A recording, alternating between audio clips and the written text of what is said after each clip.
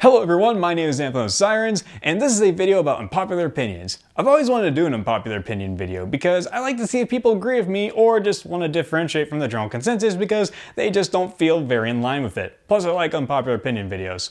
They're fun. Since I like to talk about media and stuff, this unpopular opinion video will be about movies, specifically 10 popular films that I don't like. What I mean by that is that this video will be a list video sorts where I discuss movies that are generally liked by the public, but I don't really like them that much. I would have said right here that this list will have no particular order, but there is kind of an order to this list. It's going to start from what I believe will be least controversial to most controversial. So if you just started watching this video and are just like, well, that's a pretty vanilla take, well then you just started watching the video. I haven't even gotten to all the spicy takes yet. And one last thing before we begin, this is just my opinion and my opinion alone. If you see something on here you like and see me just saying, oh, I don't like this, that's good for you that you like it. It's more power to you. Who am I to say that what you like is wrong and what I like is right? I'll tell you one thing that you should do that is absolutely right. You should like and subscribe. Now let's begin. So this film is on the list because I didn't hate it or like it, and I didn't think it was particularly bad. It just didn't click with me like everyone else. The film in question is Audition, one of Takashi Miike's most well-known films, and was the inspiration for the Hostel series of movies by Eli Roth. Or was it pronounced Hostel? I don't remember. Honestly, it was fine. It did what it did. It had some nice set pieces, and honestly, there isn't really much I can say about this film. It's alright, but not great. This was a tough spot to fill, honestly, because I couldn't figure out what would go here. The rest of the slots were easy to fill out, but not this one. This was an easy one. So yeah, let's move on. Sonic Movie 2. It was alright, but damn, did people hype this movie up to hell and back, acting like it was the second coming of Christ. I didn't hate it, nor did I dislike it, but I didn't think it was as good as everyone else said it was.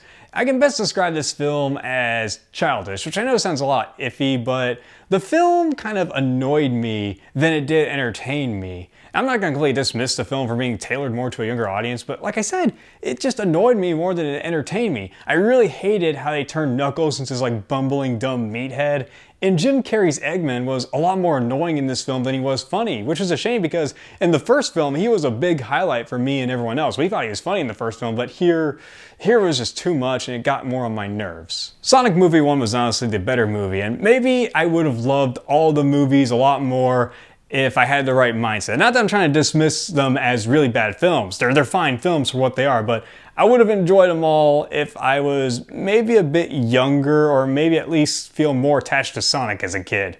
And I don't mean in a dirty way. Get your head out of the gutter. Repo the Genetic Opera. I really wanted to like this film. I really did. The premise sounded cool. The movie looked cool. It just seemed like something I would really enjoy. But I didn't like it. None of the songs were memorable, and the comic segments that kept intersplicing with the film felt really jarring to the pacing. They didn't feel necessary because the characters would straight up tell us what happened before or afterwards. I got nothing against musicals. Hell, most musicals I've seen I liked, but this didn't tickle my fancy. However, I will say this, the set design and costumes were absolutely incredible, so it's got that going for it. When Marnie was there. Oh yeah, we're really pissing off the anime fans of this one, especially since this is a Studio Ghibli film.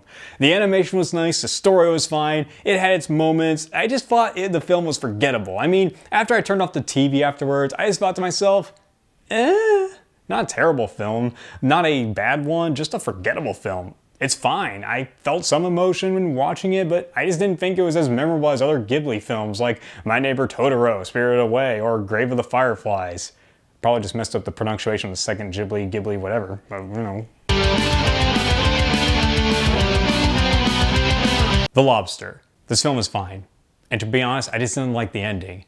And no, I was not expecting some kind of sunshine and rainbows happy ending at all. I was not expecting a very happy ending.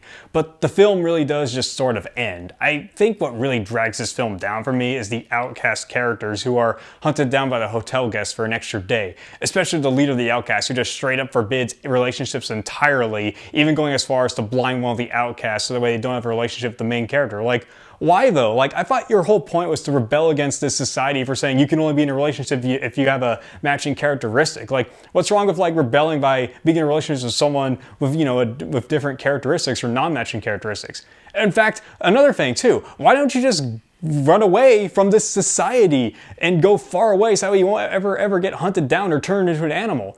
And one of the problems with this film, along with another A24 film that is on this list, is that it chooses to sacrifice good characters and storytelling for the sake of themes and ideas. Like, yeah, I get stories can be allegories for things, but do you really have to fall into a plot hole just for the sake of a theme and idea that criticizes society and its pressure to have people be in relationships? Not a bad film, but just little things really bother me, and because of it, I didn't enjoy it as much as everyone else. Blade Runner 2049. I love the original Blade Runner film and I love Ryan Gosling. But man, the pacing of this film just killed it. It was almost as slow as a slug trying to cross the street. I don't mind slow-paced movies. Hell, I really enjoyed Killers of the Flower Moon, Joker, and The Deer Hunter. Those are fantastic films. But combine this with a dark and ambient atmosphere and a calm synth soundtrack, which by the way, are all really fantastic, and it almost feels like you are being put to sleep. I like the visuals, the acting, and the soundtrack. I also like a lot of the ideas it has, like the character of Kay and his story arc, but again, it's such a slow movie that it drags itself for way too long. Blade Runner 1 good, but Blade Runner 2049, not so much. Ichi the Killer.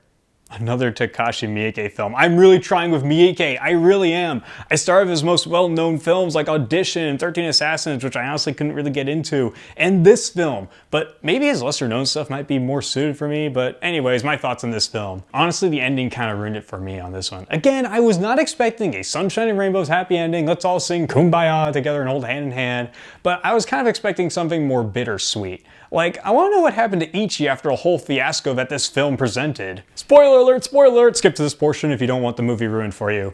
So, after all the Yakuza members are killed, and killing Kaneko, one of the henchmen who Ichi believes is his brother due to psychological manipulation, he has a mental breakdown and is seen crying while Takashi, who is a young boy who Ichi saved from some bullies, kicks him.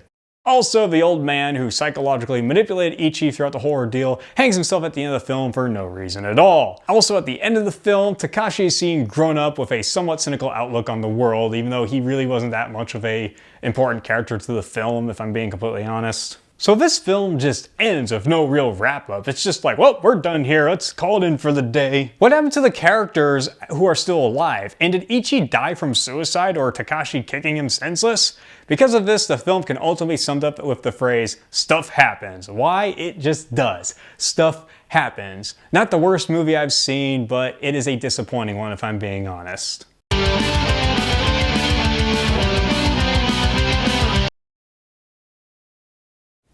It's Ghost in the Shell, the original anime film. The anime fans are not happy with me. Okay, the film looks great visually, the animation's top-notch, but I didn't really like the story so much.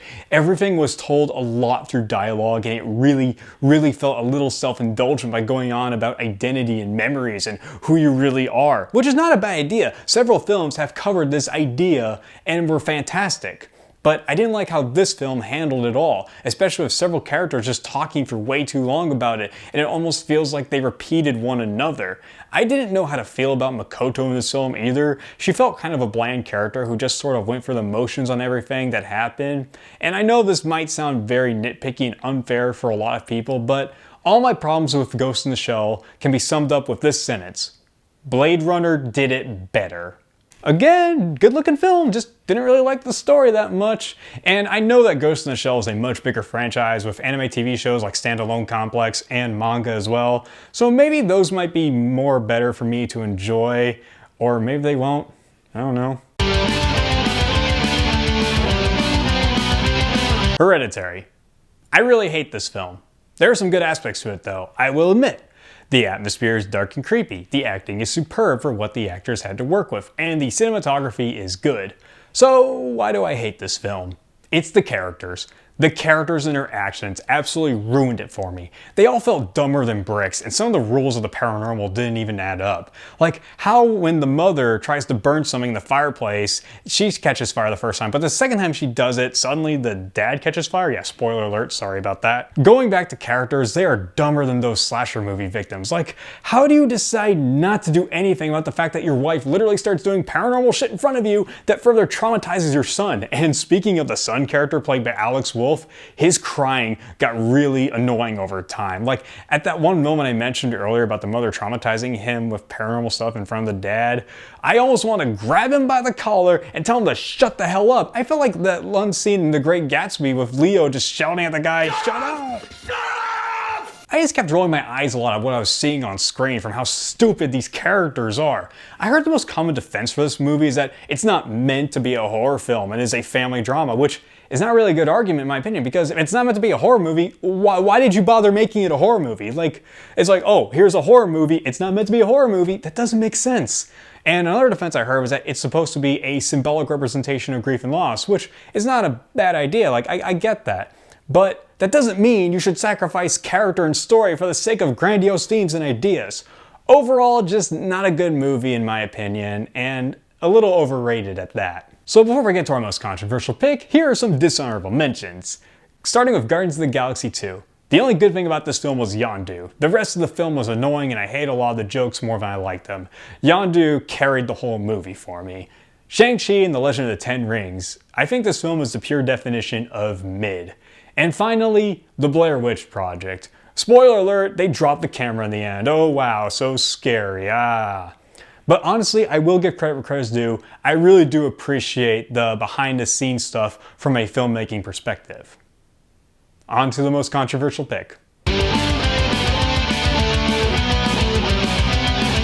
So this film is actually more divisive than it is liked, but I think it deserves the top spot just for how extreme the reactions are to even the most basic take on this film. As I said in the beginning, I tried to sort this from least controversial to most controversial. And this is the most controversial choice, especially with people who will straight up call you an instant phobe if you don't think this movie is good. Let me just step over. It's Star Wars The Last Jedi. That is number one for this list. Hold your freaking horses for 1 second, you moral grandstanding imbecile. This movie is not bad because it has women in it, it's bad because the story is god-awful. So many conveniences, so many plot holes, and just stuff happening that has no rhyme or reason. The biggest problem I have with this film is that it thinks it's so clever by constantly tricking the viewer into what I can best describe as surprise gotcha moments. From Leia suddenly having force powers, to Finn's sacrifice being ruined by Rose Tico, Luke being a hologram in front of Kylo Ren and dying for no real reason back at the isolated planet he's at, and the hacker story being the most useless and unnecessary filler of all time. I will admit, this film has some good ideas. Like, you have to let go of the past, move on to the future, moving on from failure, and not everyone has to have a special connection to be great.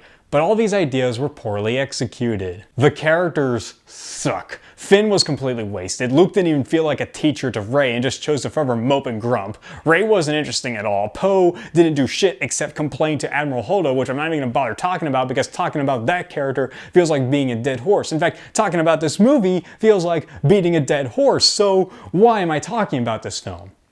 It's because it's controversial, and this video is supposed to be about films that I don't like, but a lot of people do like. If you like this film, that's fine. That's fine. If you like it, more power to you. But I didn't like it. I know I'm not alone in this, but the reaction to others' opinions on this film are absolutely extreme. No, I am not an ist or phobe for disliking this movie. I hate this movie because it has terrible story and bad characters.